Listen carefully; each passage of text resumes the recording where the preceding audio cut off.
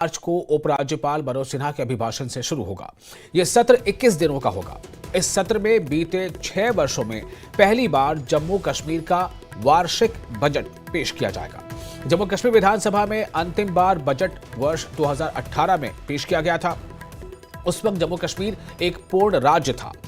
5 अगस्त 2019 को पारित जम्मू कश्मीर पुनर्गठन अधिनियम के तहत 31 अक्टूबर को जम्मू कश्मीर राज्य 2 केंद्र शासित प्रदेशों जम्मू कश्मीर और लद्दाख में पुनर्गठित हुआ।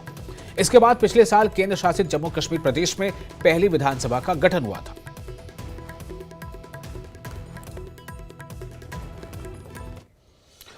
और पुंछ में मुस्तैद सुरक्षा बलों ने सरहद पार से घुसपैठ की कोशिश को नाकाम कर दिया है। सुरक्षा बलों ने LOC पर 2 आतंकियों को मार गिराया।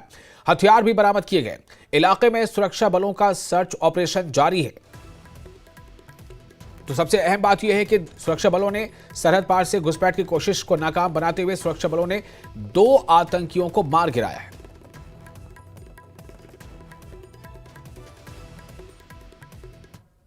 पुंछ जिले में नियंत्रण रेखा पर कल देर रात को घुसपैठ की घटना को नाकाम बनाते हुए भारतीय सेना और सुरक्षा बलों ने जो है 2 आतंकियों को मार गिराया और उसके बाद लगातार तलाशी अभियान जारी है। आप देख सकते हैं हमारे पीछे जो है SOG की तरफ से नियंत्रण रेखा से सटे जो इलाके हैं वहाँ पर तलाशी अभियान चलाया जा रहा है, क्योंकि कल की घटना के बाद जो है सुरक्षा बल पूरी तरह से सर गए। खास करके SOG जो है वो नियंत्रण रेखा सटे जितने इलाके हैं उनको खंगाल रहे हैं, क्योंकि आतंकियों का जो कल मनसूबा था उसको नाकाम बनाया गया है।